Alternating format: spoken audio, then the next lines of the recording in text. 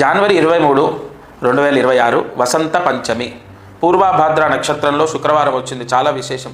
మీ పిల్లలు బాగా చదువుతారు, ఎగ్జామ్స్ పాస్ అవుతారు, ఎగ్జామ్స్ క్లియర్ చేస్తారు, చెప్పిన మాట వింటారు, చెడు అలవాట్లలోంచి బయటపడతారు. భగవత్ అనుగ్రహంతో వాళ్ళ మనసు మారుతుంది, బుద్ధి మారుతుంది.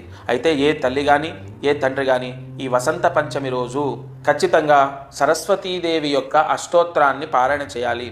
అయితే దగ్గరలో ఉన్న సరస్వతీ దేవాలయానికి వెళ్ళడం చాలా విశేషం. ఆ అమ్మవారి దేవాలయంలో చేస్తే మంచిది, లేదా మీ ఇంట్లో చేసినా పర్వాలేదు.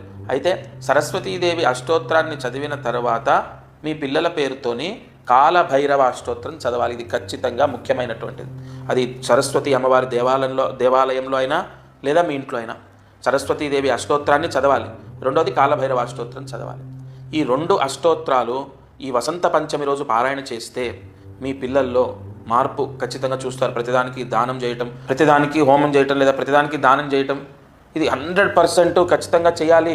ఇది కన్ఫామ్గా మనకు అవసరం అనేమి ఉండదు. ప్రతిదానికి తప్పకుండా కొన్ని మనస్ఫూర్తిగా